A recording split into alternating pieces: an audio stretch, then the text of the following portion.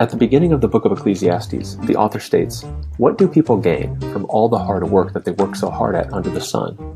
Readers of the book will notice that the phrase occurs quite often, 29 times in 27 verses in fact.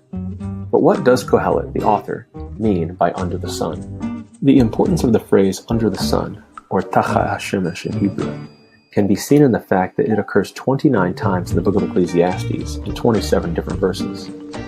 An alternative phrase, under the heavens, or Tachat HaShamayim, occurs 3 times. Although the concept under the sun is important to the book of Ecclesiastes, scholars are not in agreement as to what the phrase means, and have suggested many different interpretations. William Brown has suggested that the phrase refers to all life and activity under God's inscrutable sovereignty, while Michael Eaton states that the phrase means the barrenness of life without a practical faith in God, giving the phrase a spiritual meaning. Olmsted, Cook, and Marshall in their grammatical commentary state, "Those who exist under the sun are the living, as opposed to those who no longer see, or have never seen the sun." Michael V. Fox, the preeminent Hebrew Bible scholar, has suggested 2 different interpretations of this phrase. The first is that the phrase restricts the application of Kohelet's observations to this world alone, as opposed to in heaven or the netherworld. He also suggests that the phrase could refer to the breadth of Kohelet's observations and conclusions. That is, Kohelet is speaking about things that happen across the entire world. C.L. Sayal, in his Ecclesiastes commentary, states that the phrase under the sun refers to the realm of the living, this world, as opposed to the netherworld, which is without the sun.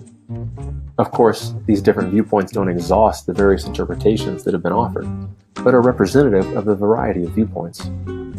What kind of things happen under the sun, according to Kohelet?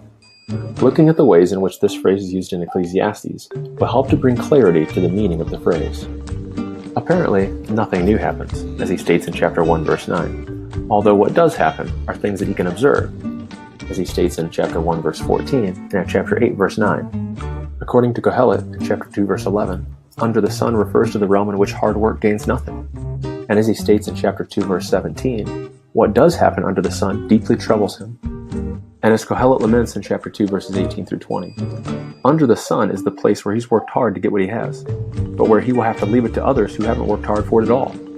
Under the sun refers to the place where wickedness is in the place of justice, or where oppression occurs, or where terrible things happen, which those who have never existed have not had to experience, and where there are some people that are alone and without companion, child, or sibling, and yet work without end.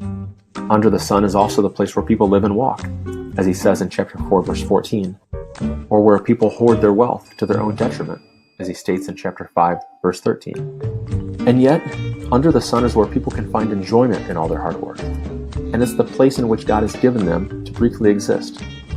Under the sun is where tragedy occurs, where the best thing one can do is eat, drink, and be glad. It's the place in which all people have the same fate, death, or where the dead no longer have any part of that which happens.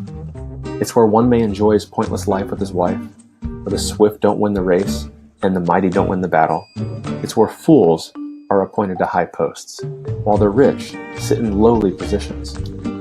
The phrase under the sun in the book of Ecclesiastes is not found anywhere else in the Old Testament. However, it is found in 2 Phoenician inscriptions from the 5th century BC.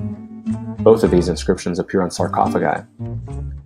The phrase is also found in a 12th century BC Elamite inscription which states, "May his seed not prosper under the sun." Other, similar phrases occur in the Epic of Gilgamesh and in an inscription from Mari from the 19th century BC.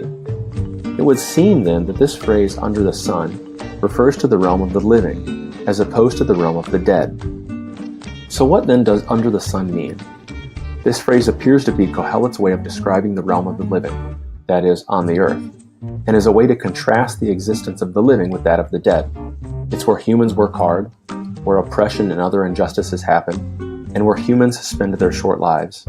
It's where joy can be found in eating and drinking, and where one can enjoy the time spent with one's spouse. This concept, under the sun, while it does not appear elsewhere in the Hebrew Bible, was not uncommon in the ancient Near East, but finds its home in and around the 5th century BC. While no one can grasp what happens under the sun, as Kohelet states, we can grasp what under the sun means.